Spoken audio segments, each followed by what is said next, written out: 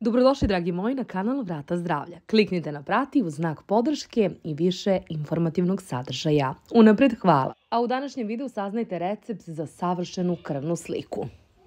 U današnje vreme se zaista i ne zna broj ljudi koji muče muku sa lošom krvnom slikom i anemijom. Kod ovih stanja obično se prepisuju suplementi gvožđe i namirnice bogate ovim mineralom, ali malo ko zna koja kombinacija prirodnih namirnica može zapravo da učini pravo čudo za vašu krvnu sliku. Jedna žena otkrila je stari recept koji je njenoj majci pomogao da vrati krvnu sliku u normalu nakon hemioterapije.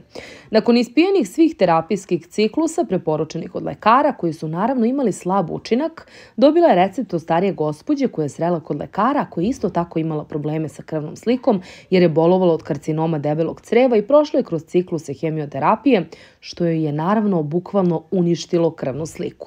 Kako je uverila u svoju efikasnost moju majku, ona je napravila potpuno isti recept, ispila i nakon ponovljenih nalaza doktorica je pitala čime ste popravili krvnu sliku, dajte mi recept. Iz tog razloga želi s vama koji imate isti problem da podelim ovaj recept koji je pomogao moje mami. Biće vam potrebno 300 g aloe vere, sveže biljke, 400 g divke. Divku možete nabaviti u bolje snabdevenim marketima i prodavnicama zdrave hrane. Divka se inače nekada koristila kao zamena za kafu. Biće vam potrebno 400 g meda u saću, 0,5 litra vina od kupina, možete da kupite u svakoj prodavnici zdrave hrane, i 0,5 alkohola iz apoteke, to jest etanol 70%. Za pravljenje leka biće vam potreban stakleni galon, sve sastojke sameljite, u to dodajte vino od kupine, alkohol dobro izmešajte najbolje drvenom kašikom.